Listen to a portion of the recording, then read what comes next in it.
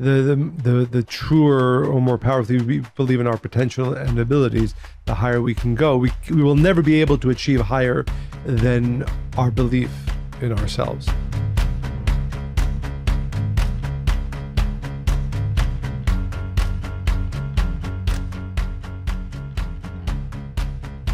Hello and welcome to Spiritually Hungry. Summer bites. There, snacks. You broke me down. No, it's snacks. I'm never going to say it then. Summer bites. I don't like summer bites. I like snacks. I don't want to say snacks. Snacks are good. Scooby you snack. never have a bad snack. You have a bad meal. You can have one too many snack, though. You see what I'm saying? Not spiritual snacks or spiritually hungry snacks. So I think that the summer times got me just thinking a lot about snacks, about thoughts. So I want to talk more about that. I want to talk about beliefs. They are powerful, and when they're aligned with our integrity and goals, they support our success. Positive beliefs help us manifest what we want and make us feel better in our own skin and make us feel good. False beliefs wreak havoc and too often become self-fulfilling prophecies. I cannot tell you how many times the crux of the real issue that people come to speak to me about is that they just don't like themselves enough. They don't believe in themselves. Their self-esteem is very low. So what percent of the people that you deal with are 80? Wow. Because the belief then becomes the prophecy, right? You can't find your soulmate because you can't succeed in business because, and it's usually it's definitely true, right? So the power of how we think about ourselves is undeniable, right? That it's the ceiling and the floor, meaning the truer or more powerfully we believe in our potential and abilities, the higher we can go. We will never be able to achieve higher than our belief in ourselves.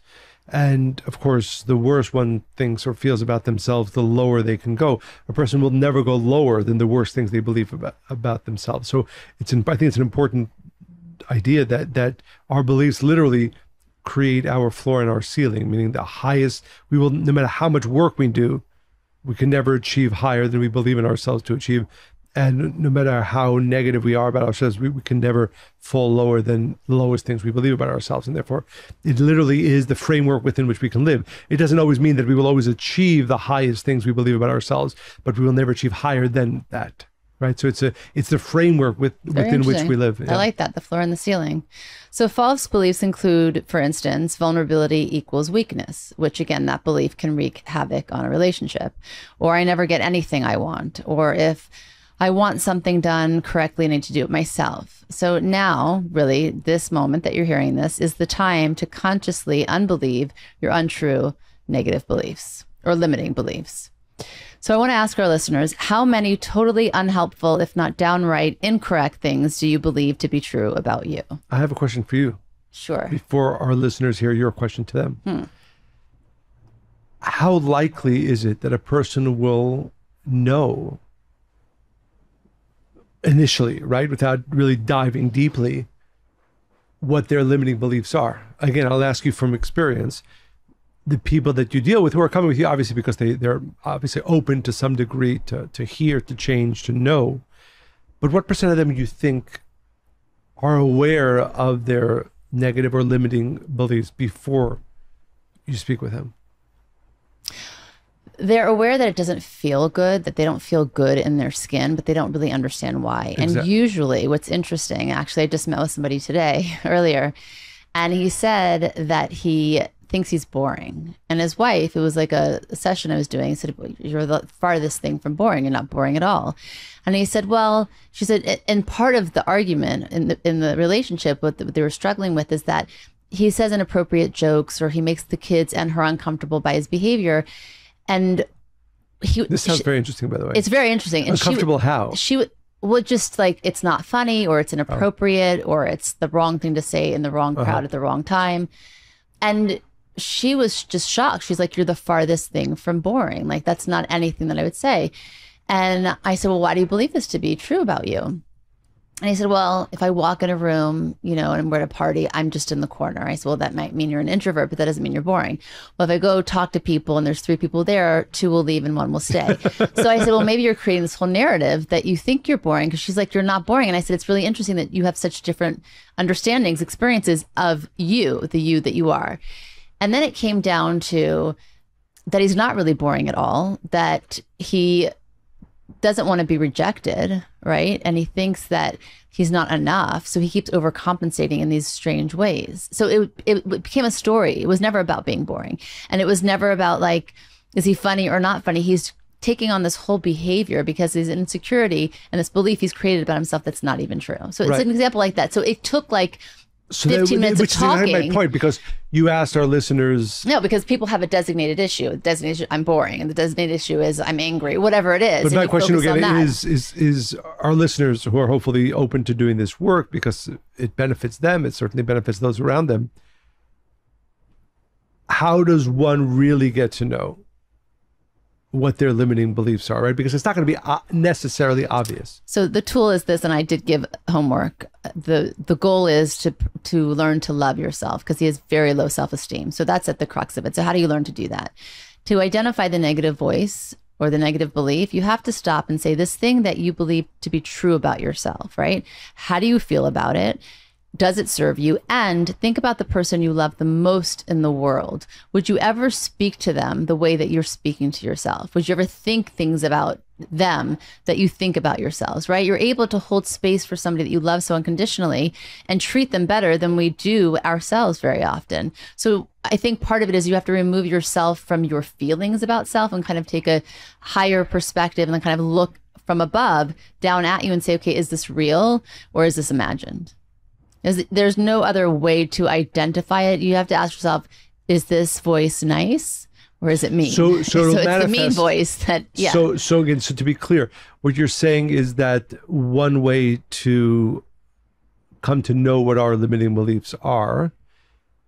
Is she nasty or is he nasty? Because that voice is not your soul. Well, what is that internal negative voice saying to you? Mm-hmm. You know, I'm not smart enough, right? For example, and then. Or you look in the mirror like, wow, I'm so this. Like, who would you say? You like I look in the mirror and say, I'm so thin. I'm just. You are slim. But you wouldn't. That's my point, though. So the things that we say to ourselves, how we judge ourselves, you really wouldn't do that. That's an effect of a limiting belief. Right, but that's how you're able to kind of knock off all the judgment. That's how you're able to kind of hone in and say, okay, well, what's going on here, right? Okay, great. But I just want to underscore how important this is for our listeners, right? Because... But I'm going to give you a very specific tool in a second. Every one of us is walking around with a limiting belief or limiting beliefs, and it's holding us back. It's stopping us from living the life that we really want. Right. Yeah. Anyway, the conversation, I gave that couple many tools, but it was just so interesting to see how he viewed himself versus how his wife experienced him. Anyway, so the tool is this. The quickest way to spot your less than ideal beliefs is to bring awareness to your thoughts when you find yourself reacting strongly to something. So for instance, do you hear nothing ever works out for me, right? These are false beliefs we have. Or I never get what I want. So if you start to say something like that, stop and ask, is this fact? Imagine a scientist walking into your brain and identifying the thought based on history and evidence, right? So look at facts. The scientist would find it impossible that nothing has ever worked out for you and would then give you a list of everything that has. So if I could give our listeners an exercise for summer, like a scientist, I invite you to discover and analyze your negative beliefs. Write them down, recite them, and then write a new supportive belief. So for instance, the false belief could be, I never get anything I want. The new belief could be, when I put my effort and focus toward a goal, I often achieve it. So the first, again, awareness, identifying it, and then you literally tell yourself the opposite of the negative false thing that you are saying to yourself. And obviously not just once. No, this is on repeat. So that's why I said all of summer, but then hopefully at that point, you're going to start to chip away at some of the negative beliefs and create new positive, supportive ones. So I think just to underscore that it's important that they use this tool not just once, not just twice, but probably hundreds of times, right? Because you literally have to create a new neural pathway, right? So imagine, I'm imagining most people with these negative beliefs, depending on their age, have had, hundreds of thousands or millions of times that they've had that thought. Clearly, to counteract that thought and to create a new belief about yourself, you will have to repeat that at least as often as you have unconsciously repeated the negative one. By the way, for most people, those beliefs were reinforced by people in their lives, in their childhood, saying you are this or you'll never be that, right? So for some, it's going to be harder. For others, it's not. But you have to start somewhere, and you have to slowly chip away, because most of us have many false negative beliefs. I do want to give one more tip or idea, really, that's related, but everything you think and do matters. This is why letting yourself make mistakes means making fewer of them. So I read this article a while ago when I came across this as a Virgo type A personality. I was like, awesome, this is so up my alley. More mistakes is great. So it's basically give yourself permission to mess up. They used a different word, but basically that's it. So start saying, I'm not going to be good at this right away. And now you're probably thinking, okay, I'll take your advice. I'll let myself mess up, but then there's going to be consequences. Then I'm really going to have to pay for it. And that's fair enough, because who really wants to be a deliberate failure, I guess. But don't worry, because studies show that when people are allowed to make mistakes, they're significantly less likely to actually make them. And we can approach this in two types of goals. And I think this is really interesting, because very often we go through life and we try to get really good at something or excel somewhere and then be the best at it. Well, again, if you're type A personality, Virgo one, and then you go on to the next thing, and you kind of collect all these things, and you never want to lose the thing that you mastered, right? But this approach to life is so much more enjoyable and really freeing. So there are be good goals, and then there are get better goals. So a be good goal is to focus on proving you have a lot of ability, already know what you were doing, like all the time. We know, I think we have a child that's like that.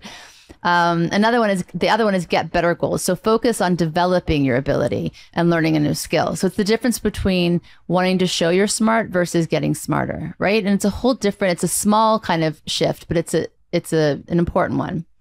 You have that face up. I understand the connection. I know, it might be a second idea. Yes.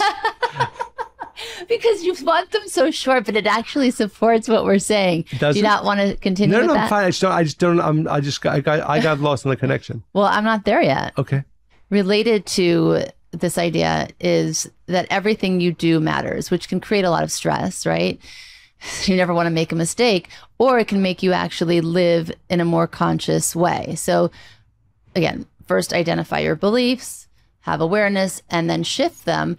But the next part is allow yourself to make mistakes and to be messy, which took me like until this point in my life to really embrace the messiness of it all. You have that face on again. Is this not connecting? I'm just listening. I'm listening. Okay. That's my listening and trying to understand. You're like, I'm zoning out. No, not coming at all. Back. Okay. Not at all. The idea is why letting yourself make mistakes means making fewer of them. Would you think that? No. Right. So basically give yourself permission to mess up.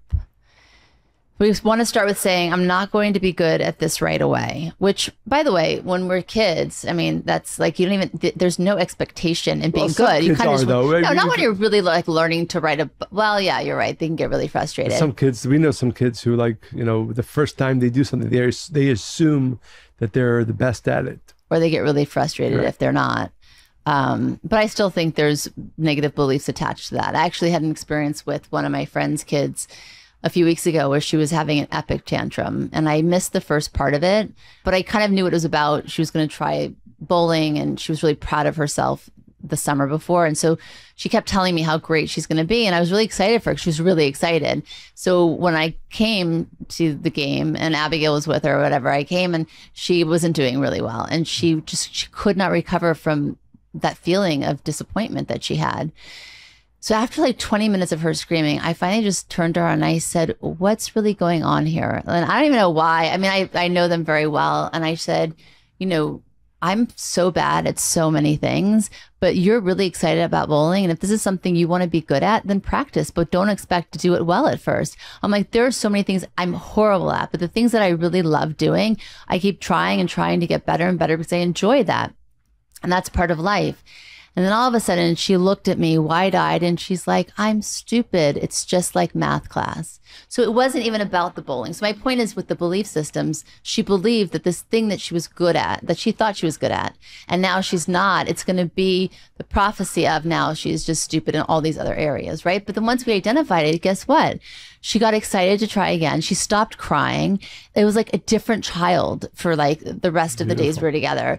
No, and so my point is like, that's the thing with the idea of really understand the importance of mistakes and the messiness of it all, but it's also very much attached to how we feel about ourselves. If you feel less than, and if you feel inadequate, of course you're not going to want to make mistakes. So it's just further proof that you're not enough, right? So it goes back to that idea of self-love. Yeah, and I really like that phrase, right? Rather than by being perfect at something, which is impossible. Get excited about getting better in every and all ways, right? I mean, we've had these conversations, whether with students or family, where like they made a mistake and like, oh, I'm terrible at this. No, you're getting better at this. I mean, it's, sports is the best example. That the view, I think that the healthy view and the view that actually allows you to grow and to change and develop and become stronger and better is that, no, of course I'm not perfect at this. But I am in the process of getting better. And in the process of getting better, you allow yourself a certain percentage of failure. That's the only way you get to better. And by the way, it's not going to be comfortable at first. If you say, okay, I'm going to let myself mess up, but then the fear kind of kicks in and there's going to be consequences to it, or I'm going to have to pay for it later. Like, of course that comes in, but studies show that when people are allowed to make mistakes, they're significantly less likely to actually make them. And so you want to approach this with two ways of approaching it. There's two different goals. One is be good goals, and the other is get better goals. So be good goals, you could probably surmise it's focused on proving you have a lot of ability and you already know what you're doing. Get better goals is to focus on developing your ability and learn new skills. So no matter how good you are, you can always get better, right? It's the difference between wanting to show you're smart versus getting smarter. And again, if you look at it that way, any logical person would be like, yeah, I absolutely would love that. The problem with be good goals is they tend to backfire when things get hard, because then you doubt your ability. Oh no, maybe I'm not good at this. And then that creates a lot of anxiety. And it also kills our goals because you don't think that you have anywhere to go from there. Getting better goals, on the other hand, are practically bulletproof. When we're thinking about what we're doing in terms of learning and improving, we make mistakes and there'll be setbacks, but we can see that we're going in the direction that's going to help us grow. So there's 3 steps to reframe your goals in terms of getting better. One is give yourself time to learn something new, right? That get so impatient, like I should have known this already, or I should have been at this place already. The second is ask for help. Only foolish people think they can do everything on their own. And the third is try not to compare yourself to others, and instead compare your performance today to your performance from yesterday. And all in all, think of life in terms of progress, not perfection. So if we had to encapsulate for our listeners from this episode, from this snack, what is the work that we're inspiring them to do? You love a little recap. So first is to bring awareness to your false beliefs, identify and bring awareness. Then create a new belief that is the opposite of the one that you're currently holding. And then allow yourself, get excited about making mistakes and being messy with life. But I think at the core, with all of those things, you must see where you are at in terms of your relationship with yourself and how much self-care and self-love you have or don't have, because that's really what it all comes down to. It's very hard to do these things when you're not liking yourself. Thank you, Monica. And stay spiritually hungry.